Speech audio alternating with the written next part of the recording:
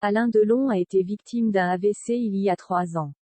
Michel Drucker donne des nouvelles de l'acteur de 86 ans qui vit à la campagne, loin des plateaux de cinéma et des médias.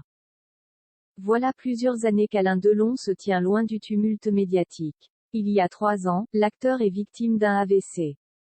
Il s'en sort sans grande séquelle suite à une hospitalisation. Récemment, Anthony Delon assure que son père âgé de 86 ans se porte comme un charme.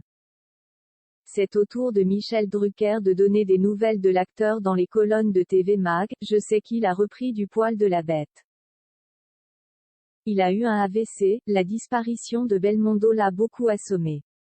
D'ailleurs, la dernière fois que je l'ai vu, c'était à ses obsèques.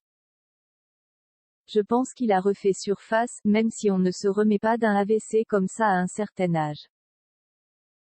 Le présentateur de Vivement Dimanche lui adresse même une invitation. S'il est en forme, il est le bienvenu dans mon émission parce que j'ai un bon rapport avec lui, tout en soulignant, avec Brigitte Bardot, c'est le dernier grand.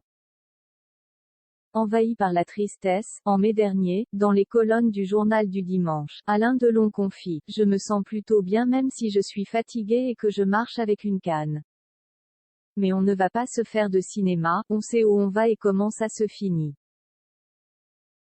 Alain Delon profite de la nature, du calme, du repos, chez lui, à Douchy, une propriété acquise en 1971 dans la commune de Douchy-Montcorbon, dans le Loiret.